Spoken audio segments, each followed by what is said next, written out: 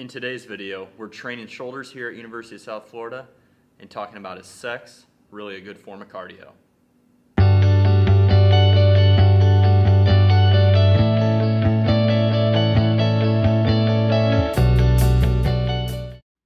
Hey guys, thank you for tuning in today.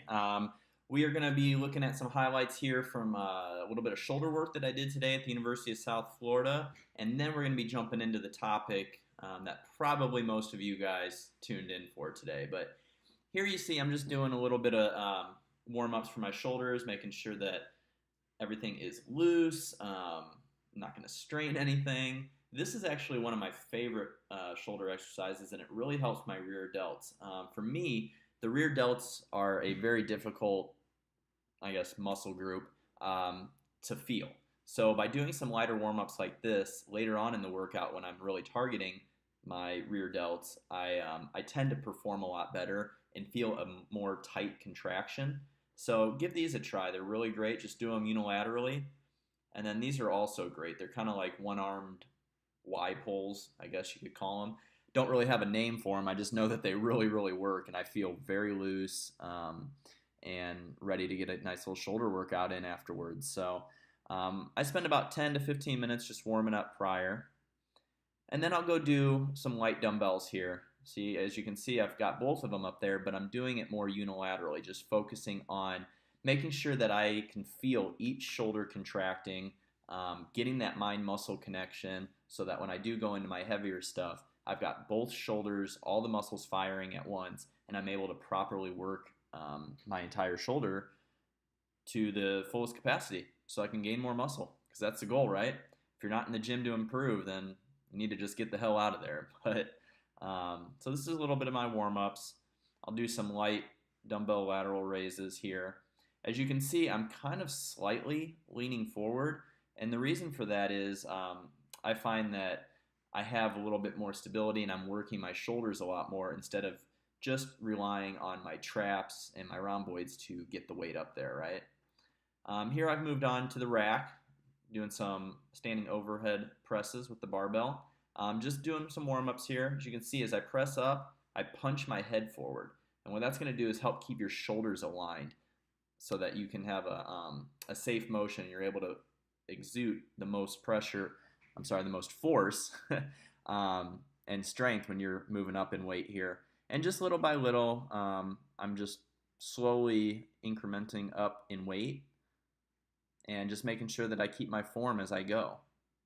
It's really crucial, especially on doing anything overhead, that your body is in line, your core is tight.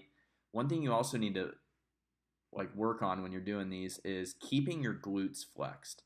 That is a very, very crucial aspect of it. That helps keep your pelvis in line and keep you standing upright so that you can exude the most force throughout the movement, because we want to move the most weight possible, right? We want to get bigger and stronger. So let's do it in the most safe and efficient way possible.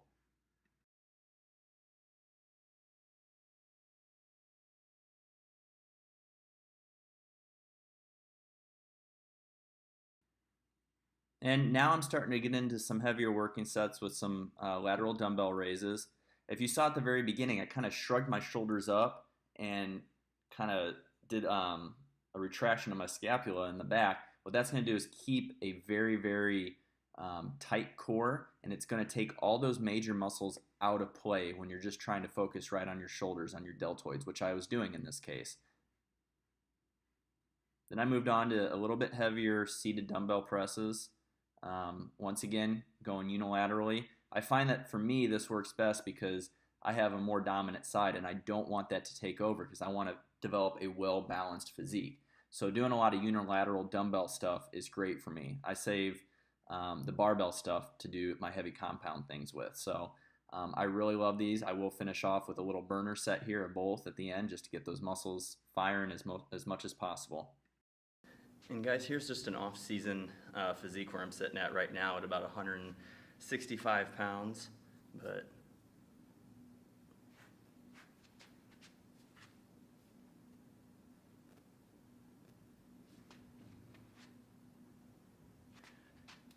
Okay guys, so what you saw was just a little bit of highlights from today's shoulder workout here at University of South Florida in our Performance and Physique Enhancement Lab. It was a pretty good workout today. The intention of today was not really to push a whole lot of heavy weights. What it was really trying to do was do more of the hypertrophy, endurance-based rep range. So I did do some stuff in the 5 to 8 rep range, but the majority of the stuff I was doing was about the 10 to 15 rep range. So got a really good pump. What I was really focusing on today was contracting the muscle as hard as I can on the end of each movement. So really happy with today's shoulder day. It is a weakness of mine that I'm trying to bring up in this off season. So with that being said, I want to get to the topic for today's video, and I'm sure most of you are pretty intrigued. Is sex a good form of cardio? And there's obviously going to be a lot of jokes made about this, right? Is it considered steady state or is it considered HIIT? Well, that's always going to depend on how fast the person is, right? But in all honesty, guys, things like sex, walking your dog, going out and tossing a football around, maybe shooting some baskets in your driveway, mowing the yard, things like that, those are things that I kind of categorize under daily activities, right? Daily living activities. Now, it doesn't mean that you necessarily do them every single day, but they're enough a part of your life that they factor in to what your BMR is, right? Like it factors into your activity level already and your energy expenditure throughout the day on average, right? Like I said, you don't have to necessarily do all these things every single day, but when I think of cardio, I think of things that you do that kind of put you outside of your normal comfort zone of daily living activities. Things like the Stairmaster, things like a spin class, maybe going out and running 5 miles, boxing, doing a CrossFit workout, things like that. Those things kind of get your heart in a rhythm, right? Cardiovascular activity is all about getting your heart in a rhythm, right? Pumping that blood, conditioning it enough to keep going for long bouts of time.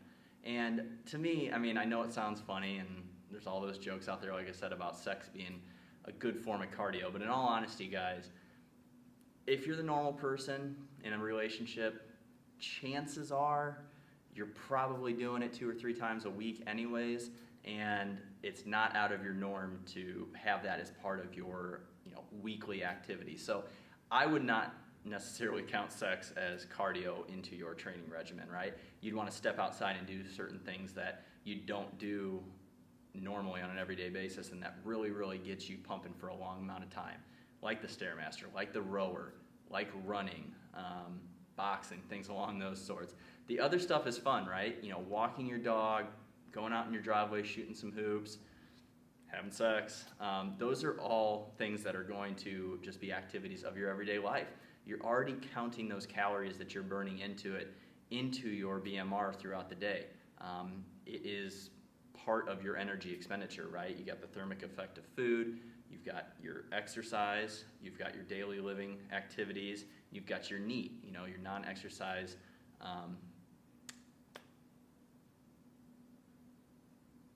activity, thermogenesis. Wow, I just totally blanked on that one, guys. I'm so sorry about that.